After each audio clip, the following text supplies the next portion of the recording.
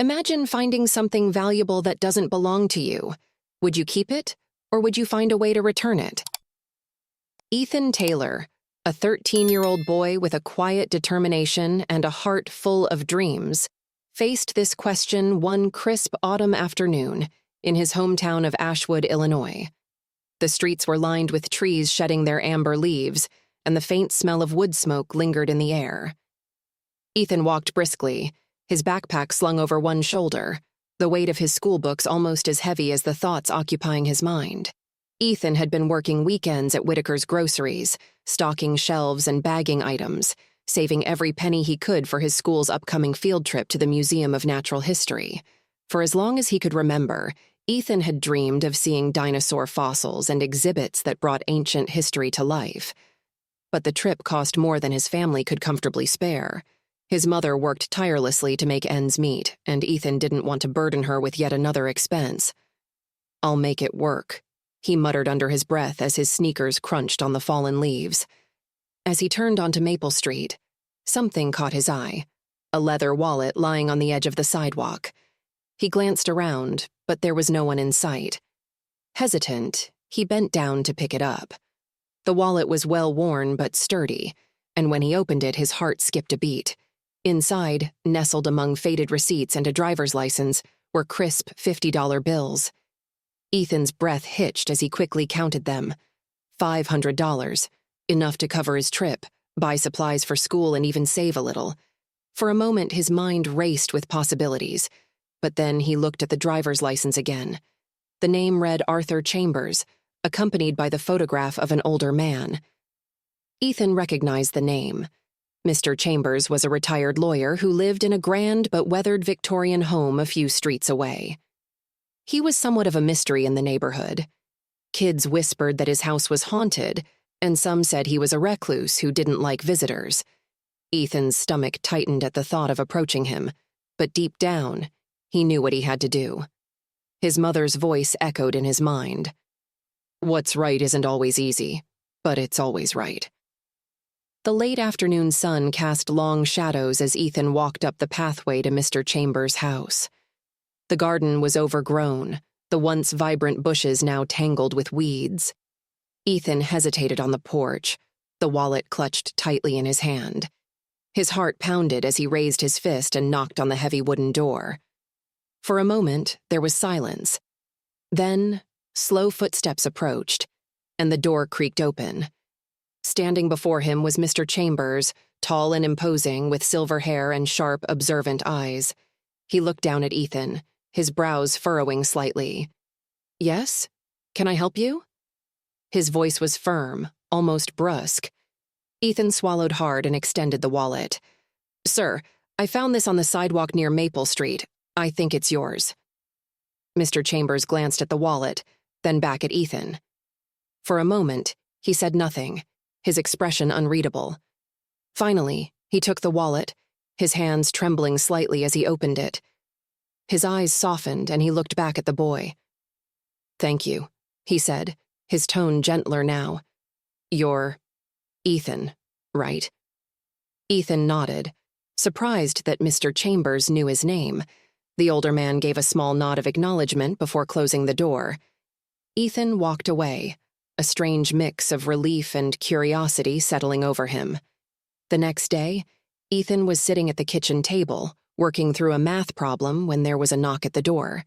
His mother answered it and a familiar voice spoke, surprising Ethan. "Good afternoon. I'm looking for Ethan." Ethan's head shot up.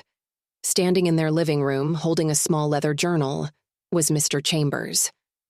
"I wanted to thank you again," Mr. Chambers began, his voice softer than before. "That wallet didn't just have money in it. It also held this."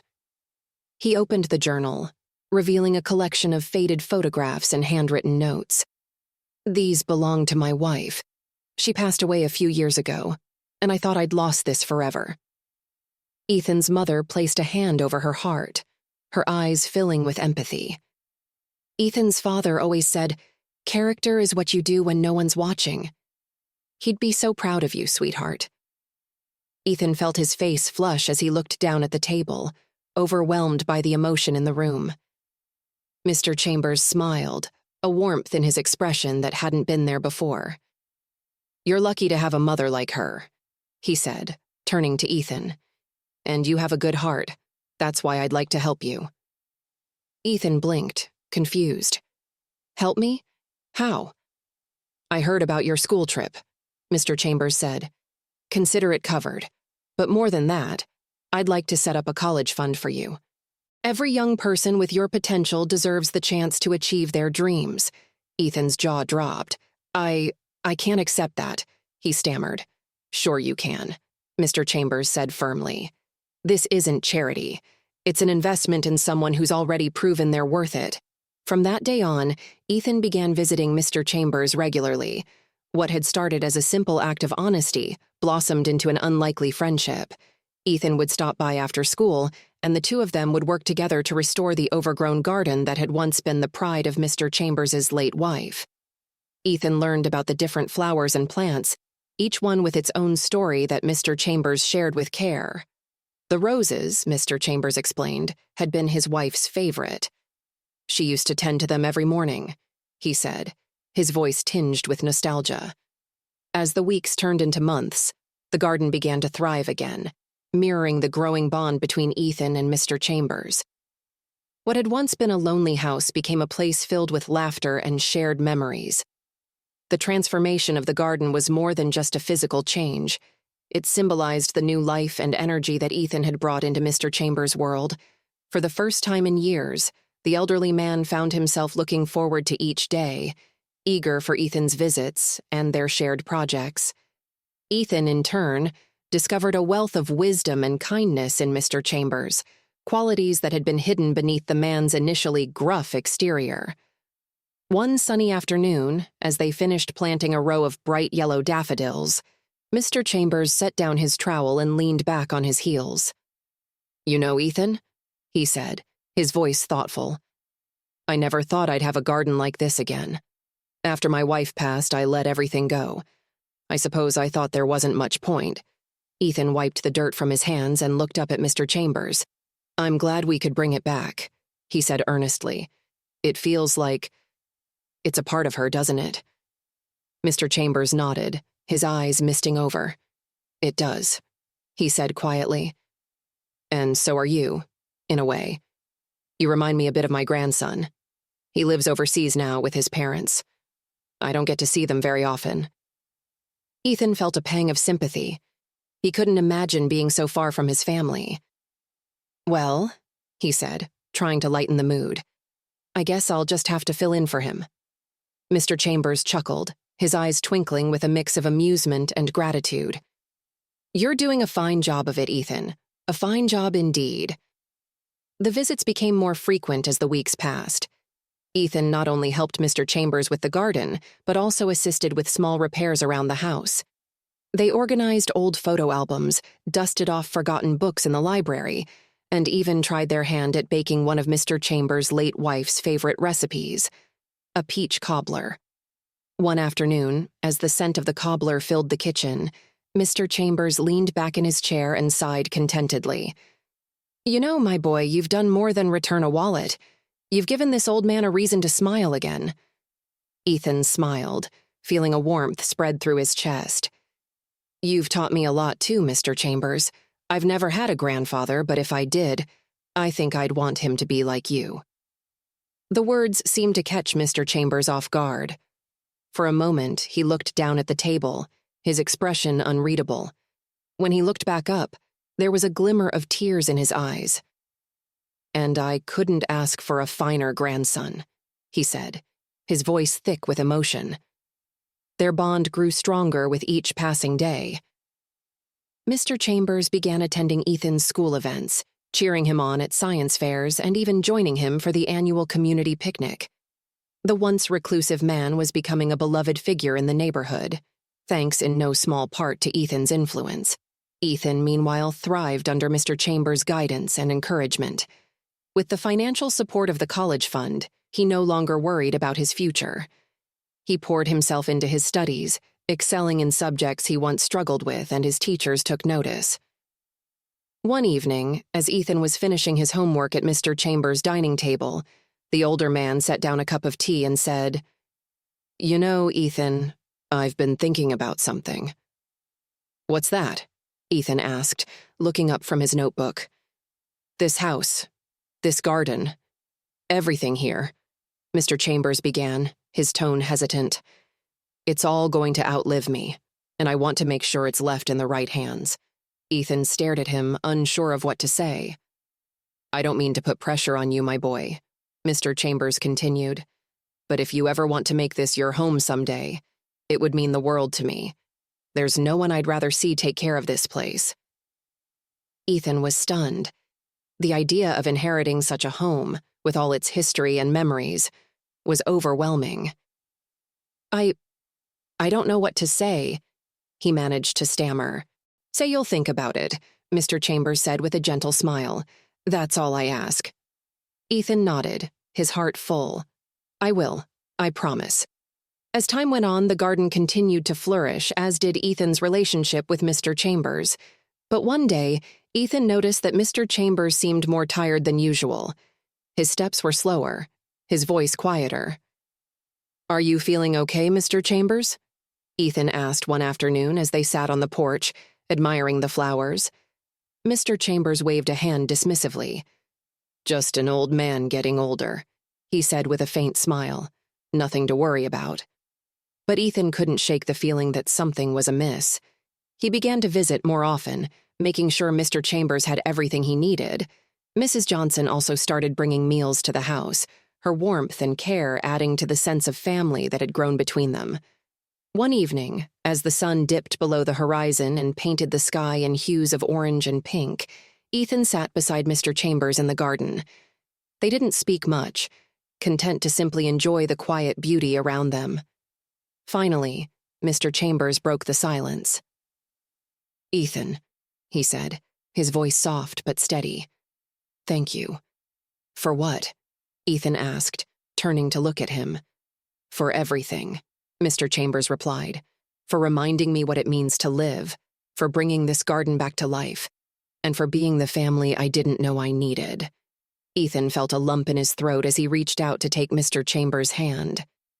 "Thank you for believing in me," he said, "and for teaching me so much. I wouldn't be who I am without you." They sat together until the first stars appeared in the sky, the garden surrounding them in a quiet embrace. As the days turned into weeks, Ethan noticed the changes in Mr. Chambers becoming more pronounced. The older man grew quieter, his movements slower. But his spirit, the light in his eyes, never dimmed. He continued to encourage Ethan, to share stories and wisdom, and to nurture their bond as if knowing their time together might one day come to an end. Ethan began spending nearly every afternoon at Mr. Chambers' house after school, sometimes just sitting by his side as they watched the birds flutter around the garden they had restored together. The once untamed space now thrived with vibrant colors. Roses, lilies, and daisies swayed gently in the breeze. It was a living testament to their shared efforts and growing friendship. One crisp autumn evening, as the sun cast a golden glow over the garden, Mr. Chambers handed Ethan a small box wrapped in simple brown paper. "This is for you," he said, his voice soft but deliberate. Ethan hesitated, his hands trembling slightly as he took the box. "What is it?" "Open it," Mr. Chambers said with a faint smile, leaning back in his chair. Ethan carefully unwrapped the paper to reveal an intricately carved wooden box. Inside, he found a delicate pocket watch nestled in a velvet lining. The watch's face was adorned with Roman numerals, and its golden surface reflected the fading sunlight. "This belonged to my father," Mr. Chambers explained, his eyes distant with memory. "He gave it to me when I was about your age.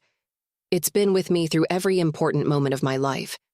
And now, I want you to have it." Ethan was speechless. He traced the watch's intricate design with his fingertips, his chest tightening with emotion. I don't know what to say," he whispered. Mr. Chambers placed a hand on Ethan's shoulder. "You've earned it, my boy. You've shown me that the future is in good hands.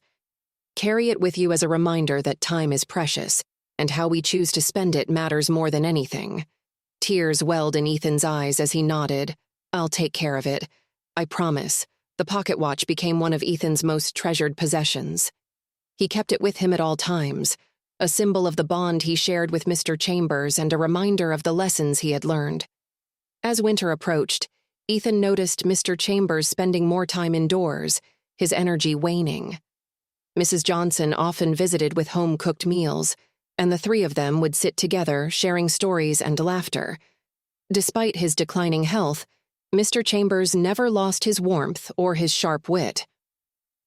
One snowy December evening, Ethan arrived at the house with a batch of cookies his mother had baked.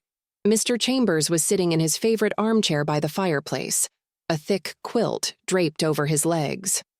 "Ah, my boy," Mr. Chambers said, his face lighting up as Ethan entered. "Come, sit with me." Ethan pulled up a chair, setting the cookies on a nearby table. The fire crackled softly, filling the room with warmth and light. They talked about Ethan's latest school project, a report on the history of their town, and Mr. Chambers shared anecdotes from his own youth.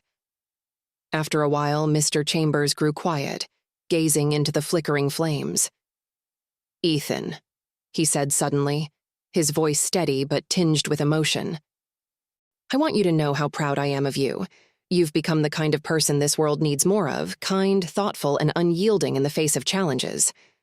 Ethan felt a lump rise in his throat. "You've taught me so much, Mr. Chambers. I wouldn't be who I am without you." Mr. Chambers smiled, his eyes glistening. "And you've given me more than I could have ever hoped for. You've brought life back into this old house, into my old heart." They sat in silence for a while, the warmth of the fire wrapping around them like a comforting embrace. As the holidays drew near, Ethan and Mrs. Johnson made plans to celebrate Christmas at Mr. Chambers' house.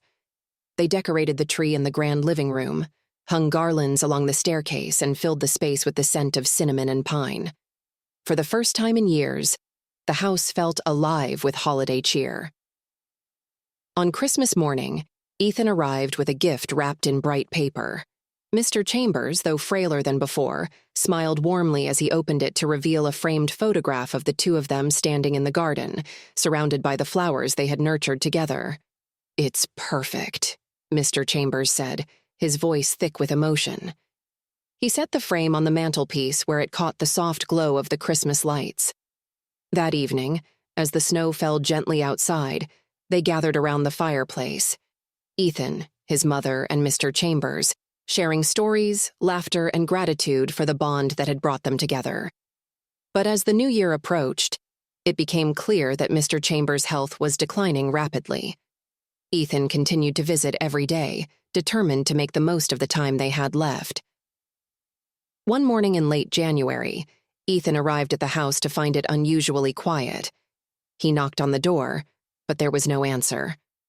A wave of unease washed over him as he fumbled with the spare key Mr. Chambers had given him.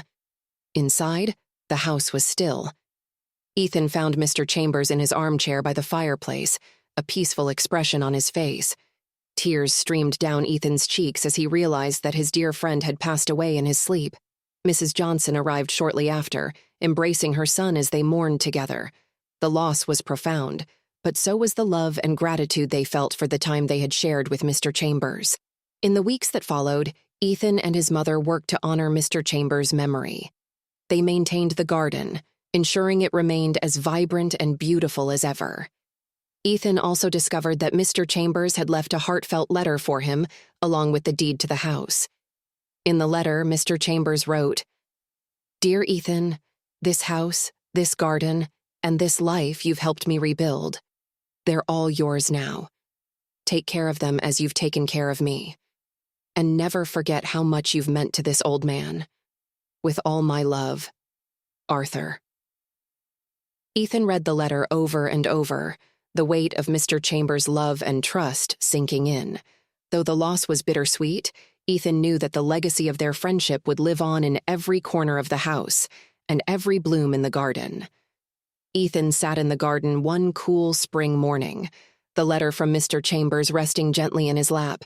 The roses were just beginning to bloom, their soft fragrance filling the air. He looked around at the vibrant colors and thought about all the hours they had spent here together. Every flower, every trellis, every carefully trimmed hedge told a story of their bond. Though Mr. Chambers was gone, Ethan felt his presence in every corner of the garden and in every memory they had created. Over the weeks that followed, Ethan and his mother worked tirelessly to maintain the house and garden. It was no longer just a property, it was a legacy. The townspeople, who had come to admire Mr. Chambers in his later years, began stopping by to offer their condolences and share their own memories of the reclusive man who had slowly become a cherished part of their community. Ethan soon realized that Mr. Chambers had touched more lives than anyone had known. He heard stories of scholarships Mr. Chambers had quietly funded for other kids in town, of neighbors who had received anonymous help during hard times, and of the wisdom he had shared with anyone lucky enough to spend time with him. Inspired by these stories, Ethan decided that the best way to honor Mr. Chambers was to give back to the community in the same way his mentor had. With the help of his mother, he organized a small garden club at the local community center. The goal was simple: teach others how to create something beautiful, just as Mr. Chambers had taught him. Every Saturday morning, children and their parents gathered in the garden behind the community center. Ethan would demonstrate how to plant seeds, care for flowers, and nurture a space that could bring joy to everyone who visited. The lessons were about more than gardening. They were about patience, perseverance, and the power of small acts of care. One day, as Ethan showed a group of kids how to prune a rose bush, an elderly woman approached him. She had tears in her eyes as she placed a hand on his shoulder. "You're doing something wonderful here," she said softly. "Arthur would be so proud." Ethan smiled, blinking back his own tears. "I'm just trying to pass on what he taught me," he replied. As the garden club grew, so did Ethan's sense of purpose. He continued excelling in school, driven by the knowledge that Mr. Chambers had believed in his potential. The scholarship fund Mr. Chambers had established for Ethan was now a reality, and it paved the way for Ethan to pursue his dream of studying journalism. When Ethan graduated high school, it was with honors and the admiration of his peers and teachers. At the graduation ceremony, as he stepped onto the stage to receive his diploma, he carried Mr. Chambers' pocket watch in his jacket pocket. It was a quiet tribute to the man who had changed his life in ways he could never fully express. Later that evening, Ethan and his mother returned to Mr. Chambers' house, now their home. They stood together in the garden, watching the stars twinkle above. "You've come so far, Ethan," Mrs. Johnson said, her voice filled with pride. "Your father would be so proud of the man you're becoming, and so would Mr. Chambers." Ethan looked down at the watch, running his fingers over its smooth surface. "I wouldn't be here without either of them," he said. "But I'm going to keep working to make them proud, to make you proud." Mrs. Johnson pulled him into a tight hug. "You already have, sweetheart." As Ethan prepared to leave for college, he made a promise to himself. He would carry the lessons Mr. Chambers had taught him into every part of his life, from his studies to his career to the way he treated others. He would make sure that Mr. Chambers' legacy of kindness and integrity lived on, not just in the garden, but in the way he lived his life. When the time came for Ethan to move away, the house and garden remained in the care of his mother, who continued to keep them thriving. Ethan visited often, always making a point to spend time in the garden, where he felt closest to Mr. Chambers. Years later, as an accomplished journalist, Ethan returned to Ashwood to give a speech at the community center, where his garden club still met every Saturday morning. The room was filled with familiar faces, kids who had grown up learning from him, parents who had joined the club, and neighbors who had come to admire his journey. Standing at the podium, Ethan held the pocket watch in his hand, his voice steady but full of emotion. "This garden, this town, and this community are proof that kindness grows. That small acts, like returning a wallet, can lead to friendships that change lives. Mr. Chambers taught me that what we nurture, whether it's a flower, a dream, or a bond, has the power to bloom into something extraordinary." The audience erupted into applause, and Ethan felt a wave of gratitude wash over him. Though Mr. Chambers was no longer there in person, Ethan knew that his spirit, his teachings, and his legacy would live on forever, in the garden, in the town, and in the hearts of everyone he had touched. As Ethan stepped down from the stage, he caught sight of the elderly woman who had once praised his work in the garden. She gave him a small nod, her eyes sparkling with pride. Ethan smiled back, silently thanking her and everyone who had believed in him. That evening, Ethan returned to the garden one more time. He walked its winding paths, now lined with the vibrant blooms of roses, daisies, and lilies, and sat on the bench he and Mr. Chambers had placed years ago.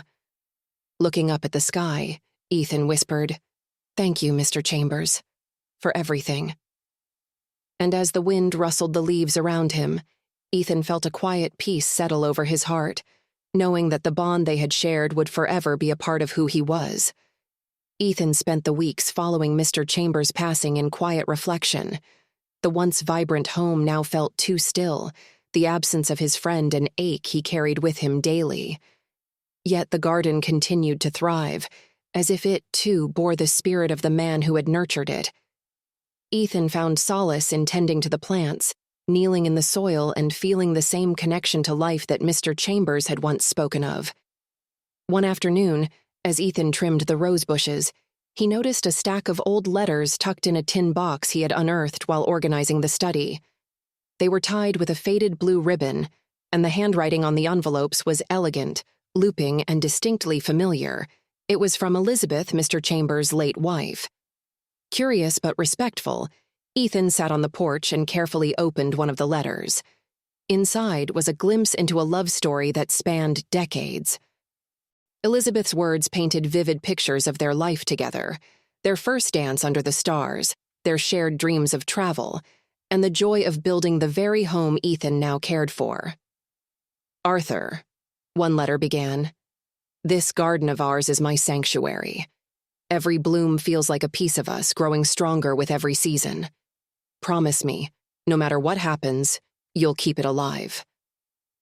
Ethan closed his eyes, clutching the letter to his chest. He understood now why the garden had meant so much to Mr. Chambers. It wasn't just a collection of flowers, it was a living testament to love, resilience, and memories too precious to fade. Determined to honor that promise, Ethan spent the following days planning a way to share the garden's beauty with others. He enlisted his mother's help, and together they brainstormed an idea that would not only preserve the garden, but also ensure it remained a space of connection and healing. The idea became the Chambers Legacy Garden Project. Ethan decided to open the garden to the public on weekends, inviting anyone who wished to visit, reflect, or simply enjoy the peace it offered. Flyers were distributed around town, and soon the first visitors began to arrive. One Saturday morning, Ethan stood by the garden gate, welcoming families, couples, and elderly neighbors who had known Mr. Chambers. Many stopped to share stories of how he had touched their lives, from acts of quiet generosity to words of wisdom that had left a lasting impact. An older man approached Ethan, his hands clasped around a walking stick. "Young man," he began, his voice trembling with emotion. "Arthur was a good friend. I hadn't spoken to him in years, but seeing this garden like this, it's like he's still here." Ethan smiled, feeling a deep sense of pride. "That's exactly why we're doing this," he said, "to keep his spirit alive." The visitors were encouraged to participate in maintaining the garden, planting new flowers, or sharing seeds that held sentimental value. A small corner of the garden was dedicated to a memorial space, where people could leave notes, tokens, or flowers in honor of loved ones they had lost. Ethan was astonished at how quickly the project grew. Local businesses donated supplies, and the town's elementary school even organized a field trip for students to learn about gardening and the environment. One young girl, no older than 7, tugged at Ethan's sleeve during one of the tours. "Mr. Ethan," she said shyly, holding out a small potted sunflower, "can we plant this? It's for my grandma. She loved sunflowers." Ethan knelt beside her, his heart swelling. "Of course we can," he said gently. Together they found a sunny spot in the garden and planted the flower. The girl's smile was radiant, and Ethan felt a warmth spread through him, knowing the garden had become a source of healing and joy for so many. Meanwhile, Ethan continued his studies, juggling his responsibilities with determination. He often found himself returning to Mr. Chambers' old study, now his favorite place to work. The room, lined with shelves of books and a large oak desk, was a treasure trove of knowledge. Ethan discovered journals filled with Mr. Chambers' reflections on life, law, and philosophy. One entry caught his attention. Kindness is the greatest form of strength. It requires no wealth, no status, only the willingness to see beyond oneself. If I leave behind one lesson, let it be that. Ethan copied the words into his own notebook, carrying them with him as a guiding principle. As time went on, Ethan's efforts at the garden began to attract attention from beyond Ashwood. A local journalist visited and wrote a feature about the Chambers Legacy Garden project, describing it as a testament to the power of community, memory, and the bonds that connect us all. The article brought a wave of visitors, and with them came new opportunities. A non-profit organization offered to partner with Ethan, providing resources to expand the garden's outreach. Workshops were introduced, teaching skills like composting, sustainable planting, and even storytelling through nature. Ethan, now in his first year of college, found himself juggling more responsibilities than ever. But every time he returned to the garden, he was reminded of why it all mattered. One particularly busy day, as he helped lead a workshop on floral arrangements, he noticed a familiar figure standing near the rose bushes. It was the elderly woman who had visited on the first day. She waved him over, her eyes kind but serious. "You've done something remarkable here, Ethan," she said. "Arthur would be so proud. But don't forget to take care of yourself, too." Ethan nodded, her words sinking in. He realized that while he was pouring so much into the garden and the community, he needed to make time for his own growth and well-being as well. That evening, he sat on the garden bench, the setting sun casting a golden glow over the flowers. He held the pocket watch in his hand, its ticking steady and reassuring. "Mr. Chambers," he said softly, looking up at the sky. "Thank you for everything. I'll keep going, I promise. For you, for this garden, and for everyone who finds hope here." Ethan continued to pour his energy into the Chambers Legacy Garden project, even as his college coursework became more demanding. His studies in journalism inspired new ideas for sharing the story of the garden and Mr. Chambers' legacy with a broader audience. He began documenting the experiences of visitors, recording their stories of how the garden had impacted their lives, and compiling these narratives into a blog titled Roots of Kindness. The blog quickly gained traction. Each post featured a unique story, accompanied by photographs of the garden in various seasons. Ethan wrote with heartfelt sincerity, his words resonating with readers who often left comments sharing their own stories of resilience and connection. One particular story stood out: a young woman named Marcy, who had been struggling with grief after losing her mother, visited the garden during one of Ethan's workshops. She planted a lavender bush in the memorial space and later shared in the blog's comments, "This garden reminded me that life continues to grow, even in the wake of loss. It's a place where I found peace for the first time in months. Thank you for creating something so beautiful." Ethan read her words late one night, tears pricking his eyes. It was moments like these that made every challenge worthwhile. As the blog gained popularity, Ethan was invited to speak at a regional gardening conference. Standing in front of an audience of enthusiasts, experts, and community leaders, he felt a surge of nerves. But as he began to talk about Mr. Chambers, the garden, and the lessons he had learned, the words flowed naturally. "Gardens are more than just spaces for plants to grow," Ethan said, his voice steady but emotional. "They're places for connection, reflection, and healing. This garden isn't just Mr. Chambers' legacy. It's a reminder that kindness and care can create something lasting, something that touches lives far beyond our own." The audience erupted in applause, and Ethan was approached afterward by several attendees who expressed interest in starting similar projects in their own communities. The conference marked a turning point. With the support of his nonprofit partner, Ethan began expanding the project's reach. He helped establish satellite gardens in nearby towns, each one inspired by the principles of kindness, community, and shared growth. He worked tirelessly to ensure each garden reflected the unique needs and stories of its community, collaborating with local leaders and volunteers. Back in Ashwood, the original garden continued to flourish. Ethan's mother, now an expert gardener in her own right, often took on the day-to-day maintenance when Ethan was away at school. She found joy in welcoming visitors, sharing stories about Mr. Chambers, and teaching younger generations how to care for the space.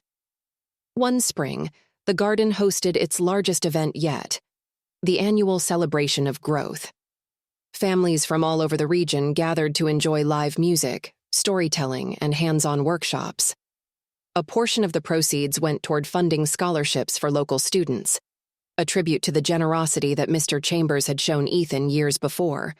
During the event, Ethan was approached by a young boy holding his mother's hand. "Are you Ethan?" the boy asked shyly. Ethan knelt to his level and smiled. "I am. What's your name?" "Tyler," the boy said, glancing at the vibrant flowers around them. "I like your garden." "Thank you, Tyler. Do you like to garden too?" The boy nodded. "I planted some sunflowers with my grandpa last year, but he's not here anymore." Ethan's chest tightened as he placed a comforting hand on Tyler's shoulder. "You know, gardens are special because they remind us of the people we love. Those sunflowers are like a piece of your grandpa still with you." Tyler's mother smiled gratefully. "This place is wonderful," she said. "It's given Tyler a way to remember his grandpa in a positive way. Thank you for that." As the years passed, the garden remained a cornerstone of the community, a place where memories were honored, connections were forged, and growth, both literal and emotional, was celebrated. Ethan's work as a journalist took him to far-off places, but he always returned to Ashwood, to the garden that had shaped him and the man who had inspired it all. One summer, Ethan returned home to find the garden in full bloom. Roses climbed the trellises, daisies swayed in the breeze, and the lavender bush Marcy had planted years ago was thriving. He walked the familiar paths, stopping at the memorial space where notes and tokens left by visitors told stories of love, loss, and renewal. Sitting on the bench he and Mr. Chambers had placed so many years ago, Ethan pulled out the pocket watch. Its ticking was steady, a reminder of time's passage and the importance of the moments we choose to nurture. As the sun set, casting the garden in a golden glow, Ethan whispered, "Thank you, Mr. Chambers, for teaching me how to grow, how to care, and how to believe in something bigger than myself." The wind rustled the leaves, as if carrying his gratitude to the man who had changed his life. Years later, when Ethan himself became a father, he brought his children to the garden, telling them stories of Mr. Chambers, of the day he found the wallet, and of how one simple act of kindness had shaped everything that came after. And so the legacy of Mr. Chambers and the garden lived on, a reminder to all who visited that the seeds of kindness, once planted, could grow into something truly extraordinary. As the years passed, the Chambers House garden not only became a refuge for the community, but also a symbol of continuity and renewal. For Ethan, returning home after his travels and reports was like going back to the roots that had defined who he was. With each visit, he found a deeper connection to his childhood and to Mr. Chambers' teachings. On one such visit, a warm autumn afternoon, Ethan arrived with his wife, Emily, and their 2 children, Clara and Noah. The children ran to the garden, excited to explore the space they had heard so much about. Clara, the eldest, stopped in front of the rose-covered trellis and exclaimed, "Dad, can I plant something here? I want to grow something of my own." Ethan smiled, remembering his early days helping Mr. Chambers in the same spot. "Of course, honey. What would you like to plant?" "A tree?" Clara asked, her eyes shining. "A tree would be perfect," Ethan replied, gently stroking his daughter's head. Together, they chose a special spot in the center of the garden, and Clara and Noah helped dig the hole while Emily watched with a smile. Planting the tree was a small but meaningful event. Ethan couldn't help but feel the continuity of generations, the way values and life lessons were passed down like the roots of that young tree.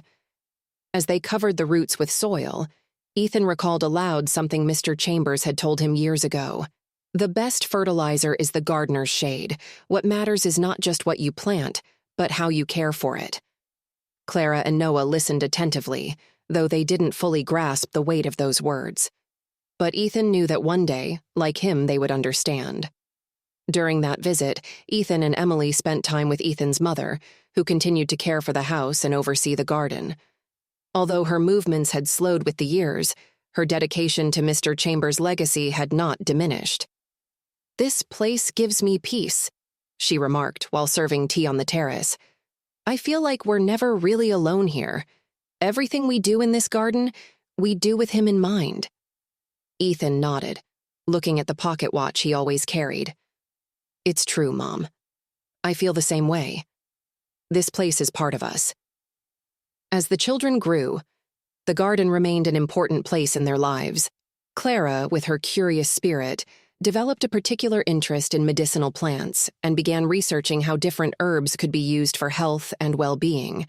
Noah, on the other hand, loved building small wooden structures and created birdhouses that hung from the garden tree's branches. One spring, while Clara and Noah were helping their grandmother prune a rosebush, Ethan had an idea. He decided to write a book that compiled the garden's history, from its abandonment to its resurgence as the heart of the community. He wanted the world to know not only Mr. Chambers' story, but also the many lives the garden had touched over the years. The process of writing the book was deeply personal for Ethan.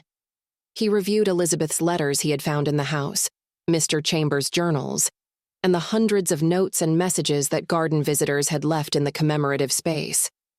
Every page he wrote was filled with details and emotions, as if he were conversing with his old friend once more.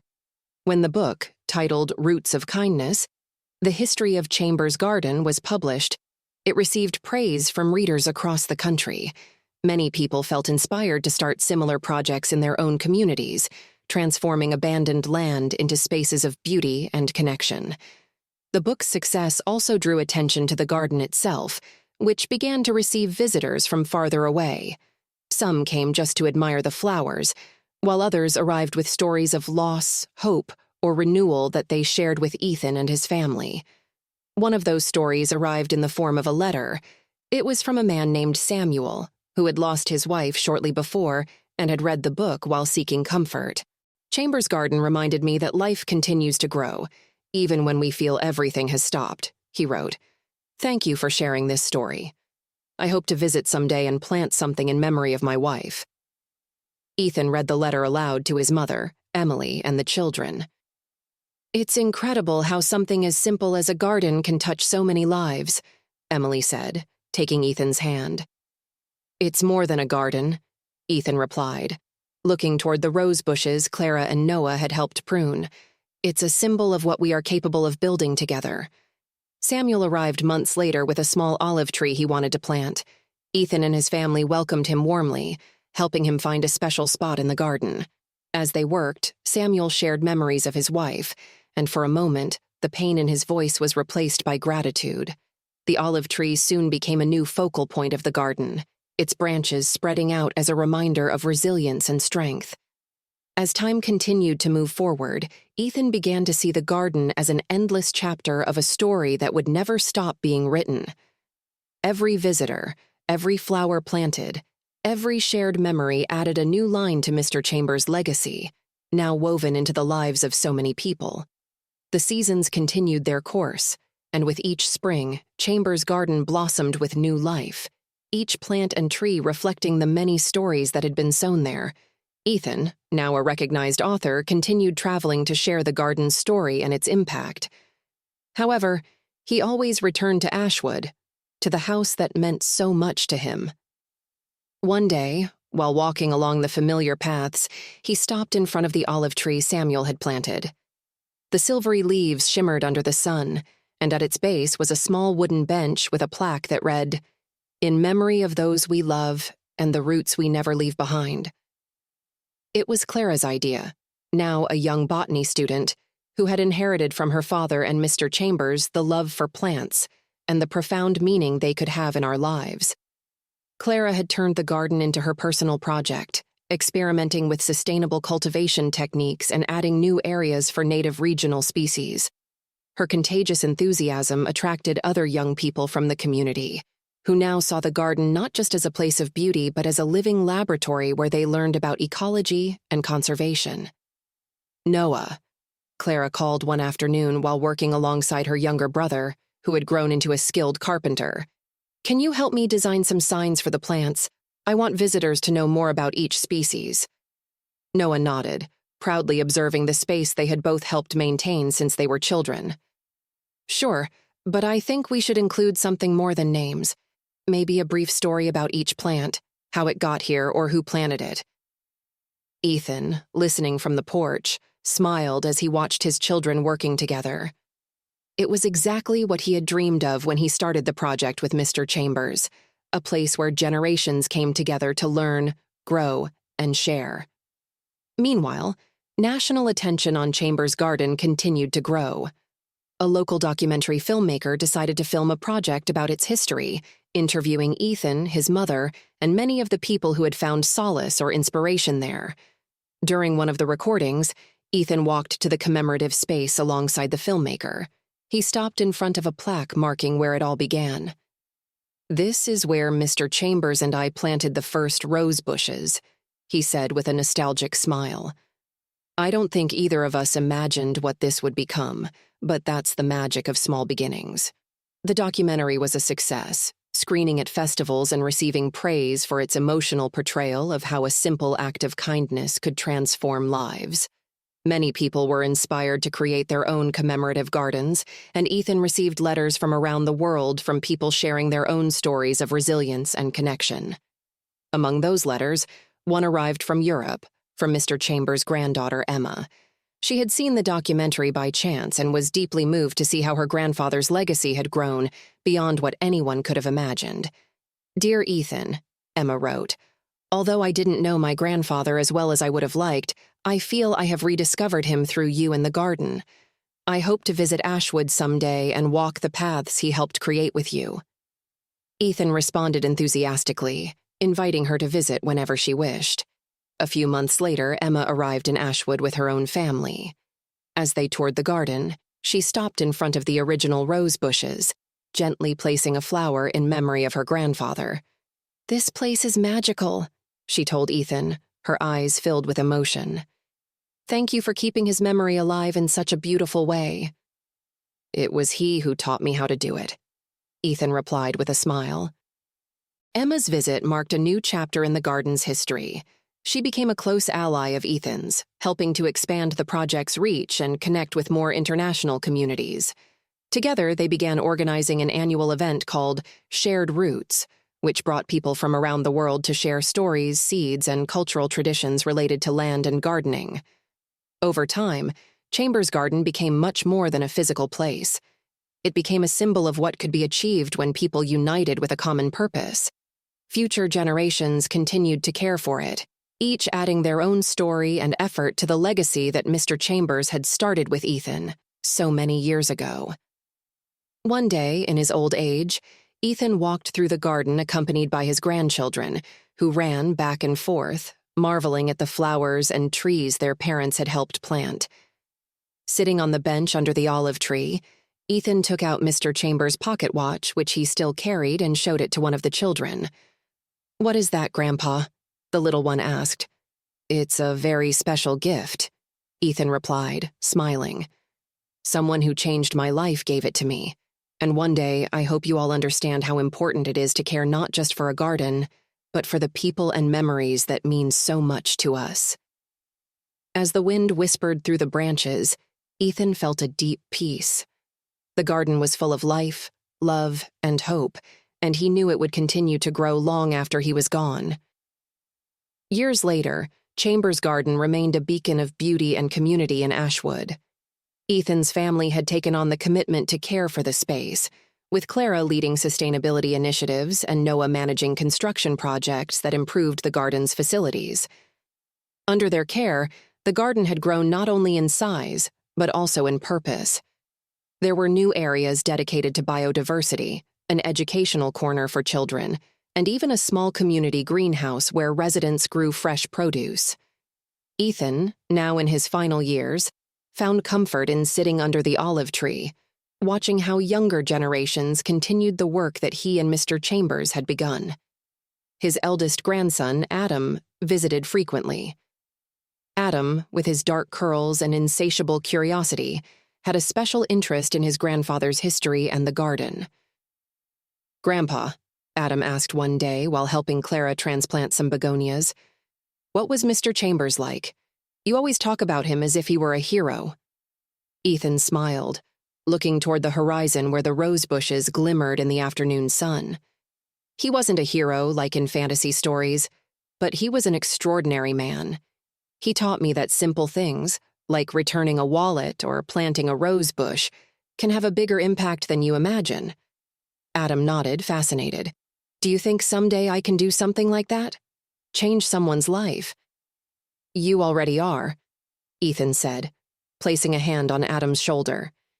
"Every time you plant something here or help someone in the garden, you're continuing that chain of kindness.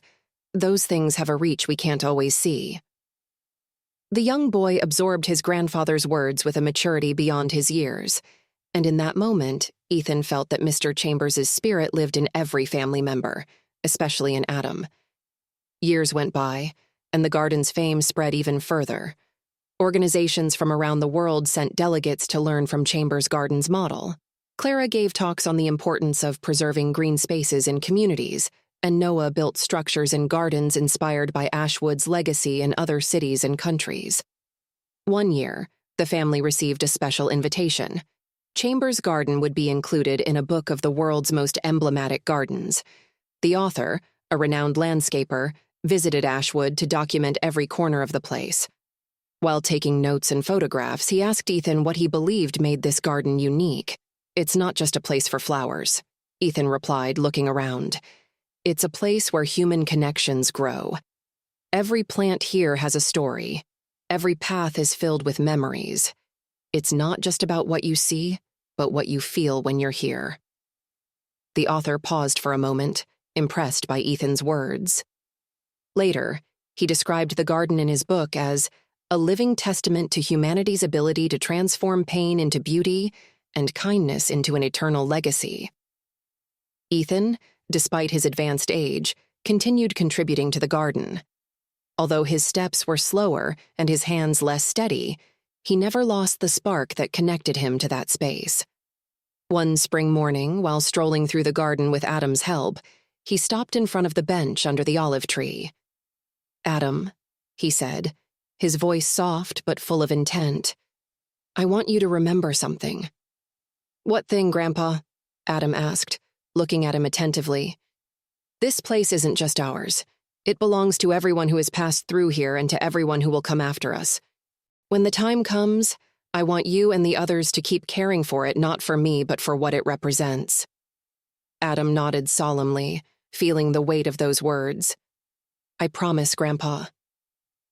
That summer, Ethan passed away peacefully, surrounded by his family and with the certainty that Mr. Chambers' legacy and his own was in good hands.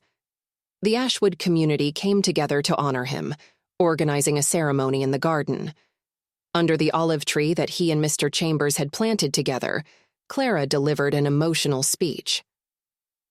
"My grandpa used to say that gardens are reflections of those who care for them.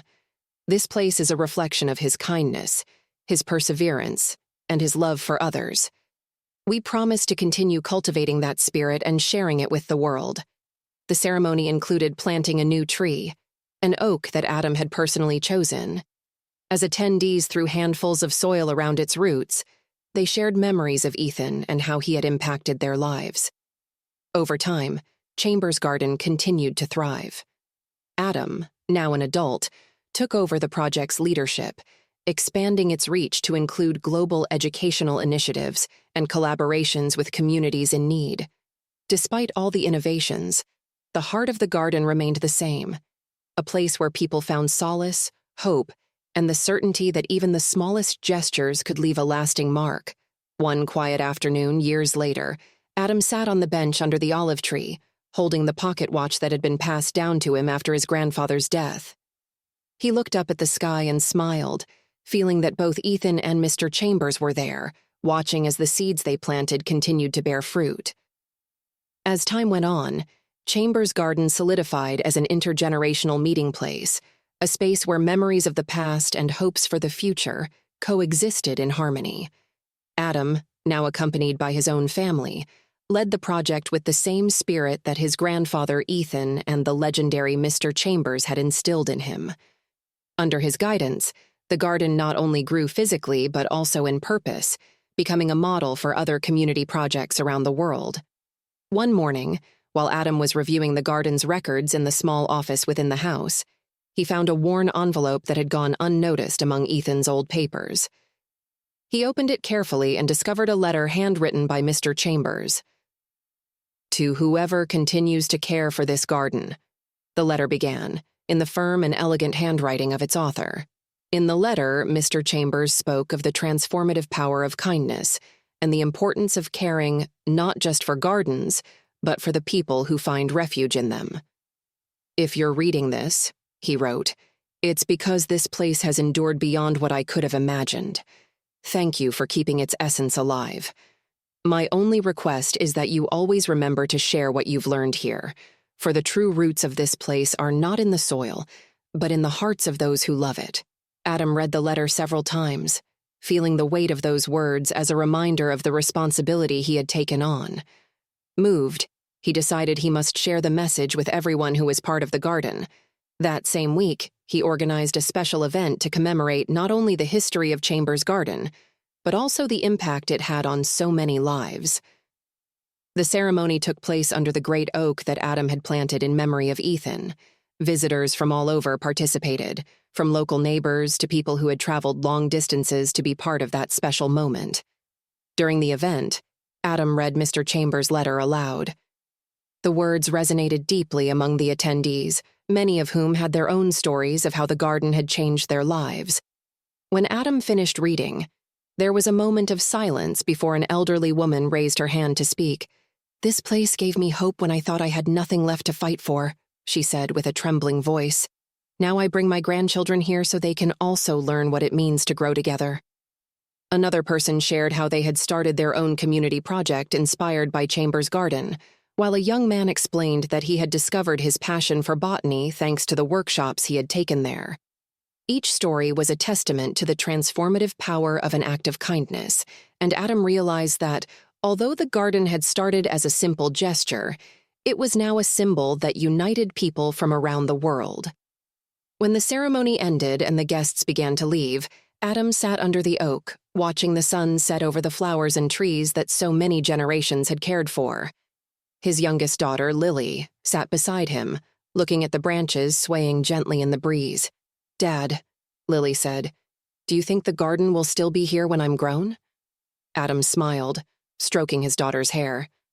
"Of course it will be," he replied, "but not just because of the place. It will be because of the people who care for it, those who make it grow, just like you will someday." Lily looked at him with determined eyes. "I want to be like you, Grandpa Ethan, and Mr. Chambers. I want to help keep the garden from ever disappearing." Adam felt a lump in his throat, but also a deep peace. He knew the garden was in good hands, and that its legacy would continue to flourish long after he was gone. In the following years, Chambers' Garden was officially designated as a historical and cultural site, protected for future generations. But beyond its official recognition, what truly kept it alive were the stories, memories, and the love of those who had made it a part of their lives. The house and the garden, with their flower-lined paths and the iconic olive tree, remained as an eternal reminder of what an unlikely friendship, an act of kindness, and a commitment to care could achieve. And so, Chambers' Garden continued to be a place where the roots of kindness extended beyond the earth, touching hearts and connecting lives, generation after generation.